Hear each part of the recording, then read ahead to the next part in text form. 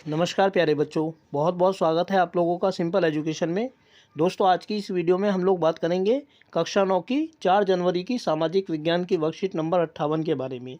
यह वर्कशीट भूगोल की पाठ्यपुस्तक के चौथे अध्याय जलवायु से ली गई है और इसमें जलवायु को प्रभावित करने वाले कारकों के बारे में बातचीत की गई है।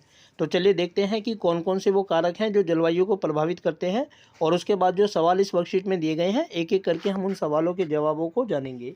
पहला है जलवायु को प्रभावित करने वाले कारक। ये जलवायु जो है पूरे विश्व की जलवायु है, अकेले भारत की नहीं। अक्षांश, भूमध्य रेखा से ध्रुवों की ओर जाने पर सूर्य ताप की मात्रा कम हो जाती है, इसीलिए तापमान भी कम हो जाता है, इसीलिए ध्रुवीय क्षेत्र हमेशा बर्फ से ढके रहते हैं।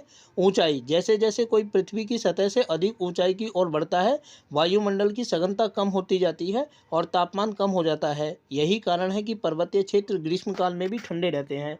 समुद्र से दूरी, समुद्री हवाएं तापमान को सम रखने में सहायक होती हैं। जैसे जैसे समुद्र से दूरी बढ़ती है, समुद्री हवाओं का प्रभाव कम होता जाता है और तापमान बढ़ता जाता है। यही कारण है कि मुंबई जैसे समुद्र के पास के शहरों में पूरे साल मौसम की एक जैसी स्थिति का अनुभव करते हैं, लेकिन दिल्ली जैसे शहरों में जो समुद्र से दूर हैं, अधिक गर्मी व सर्दी के मौसम की स्थिति का अनुभव करते हैं। वायुदाब और पवन तंत्र, किसी क्षेत्र का वायुदाब और पवन तंत्र उस स्थान के अक्षांश और ऊंचाई पर निर्भर करता है।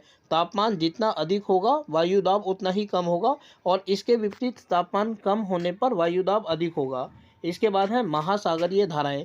तटवर्ती पवनों के साथ साथ तटीय क्षेत्र में बहने वाली गर्म या ठंडी महासागरीय धाराएं भी उस क्षेत्र की जलवायु को प्रभावित करती हैं। उच्चावच यानी स्थलाकृति पर्वत, पठार या मैदान, ऊंचे पहाड़ ठंडी या गर्म हवा के लिए बाधाओं के रूप में कार्य करते हैं, और अगर वे पर्याप्त ऊंचे हैं तो बारिश वाली हवाओं के मार्ग को रोककर वर्षा करवा सकते हैं। तो प्यारे बच्चों, ये सामान्य जलवायु के को प्रभावित करने वाले कारक थे। अब हम देखते हैं कि भारतीय जलवायु को प्रभावित करने वाले कौन कौन से कारक हैं। पहला है अक्षांश। चूंकि कर्क रेखा देश के मध्य भाग से गुजरती है, इसीलिए इसकी जलवायु में उष्ण कटिबंधीय और उपोष्ण कटिबंधीय जलवायु दोनों की विशेषताएं हैं। दूसरा है ऊंचाई। भारत में उत्तर में पर्वत है जिनकी औसत ऊंचाई 6000 मीटर है। हिमालय पर्वत एशिया से आने वाली ठंडी हवाओं को उपमहाद्वीप में प्रवेश करने से रोकता है। इन पहाड़ों के कारण भारतीय उपमहाद्वीप में मध्य एशिया की तुलना में हल्की सर्दियां होती हैं। वायुदाब और पवन तंत्र, भारत में वायुदाब और पवन तंत्र की स्थिति अद्वितीय है। शीतकाल में हिमालय के उत्तर में उच्च दाब का क्षेत्र होता है। इस क्षेत्र से दक्षिण में महासागरों के ऊपर कम दबाव वाले क्षेत्रों की ओर ठंडी शुष्क हवाएं चलती हैं। गर्मियों में उत्तर पश्चिमी भारत के ऊपर एक निम्न दाब का क्षेत्र विकसित हो जाता है। इससे दक्षिणी हिंद महासागर से भारतीय उपमहाद्वीप की ओर हवा की दिशा पूरी तरह उलट जाती है, जिसे दक्षिण पश्चिमी मानसून हवाएं कहा जाता है। इन हवाओं के कारण भारत की मुख्य भूमि पर व्यापक वर्षा होती है। जेट धाराएं, जेट धाराएं लगभग 27 से 30 डिग्री उत्तरी अक्षांश से अधिक ऊंचाई पर चलने वाली ज़्यादातर पश्चिमी हवाओं की एक संकीर्ण बेल्ट है, इसीलिए इन्हें उपोष्ण कटिबंधीय पश्चिमी जेट धाराओं के रूप में जाना जाता है। पश्चिमी चक्रवाती विक्षोभ देश के उत्तर और उत्तर पश्चिमी भागों में सर्दियों में आती हैं, जो कि इस पश्चिमी प्रवाह द्वारा लाई जाती हैं। गर्मियों के महीनों के दौरान भारतीय प्रायद्वीप में लगभग 14 डिग्री 30 मिनट अक्षांश में एक पूर्वी जेट धारा बहती है।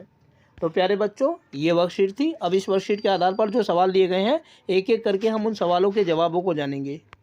पहला सवाल है कि समुद्र से दूरी किसी स्थान की जलवायु को कैसे प्रभावित करती है। भारत में दिल्ली और गोवा की स्थिति का उदाहरण देकर स्पष्ट कीजिए। और इस सवाल के जवाब को हम इस तरीके से लिख सकते हैं कि यदि कोई स्थान समुद्र के किनारे बसा है तो वहाँ दिन के समय मौसम गर्म तथा रातें ठंडी होती हैं, जबकि दूसरी ओर जो स्थान समुद्र से दूर स्थित होता है तो वहाँ दिन एवं रात में एक रूपता देखने को मिलती है।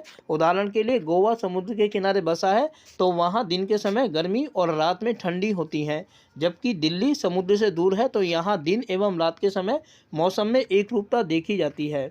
अगला सवाल है भारतीय जलवायु को प्रभावित करने वाले कारकों के नाम लिखिए।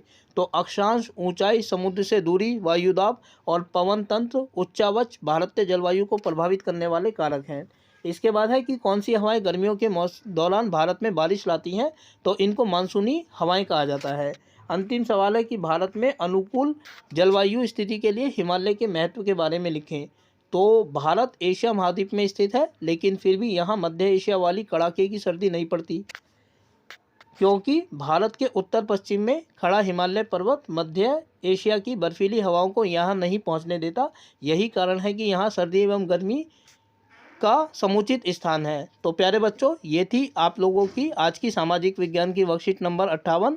उम्मीद करता हूँ कि आपको वीडियो अच्छी लगी होगी और साथ ही आपसे अनुरोध करता हूँ कि यदि वीडियो अच्छी लगी तो वीडियो को लाइक और चैनल को सब्सक्राइब जरूर करें। इसके अलावा आगे आने वाले अन्य दिनों में अन्य वीडियोज़ को देखने के लिए जुड़े रहें मेरे साथ मेरे इस यूट्यूब चैनल पर, जिसका नाम है सिंपल एजुकेशन। फिलहाल आप लोगों से विदा लेना चाहूँगा। वीडियो को देखने के लिए आपका बहुत बहुत धन्यवाद।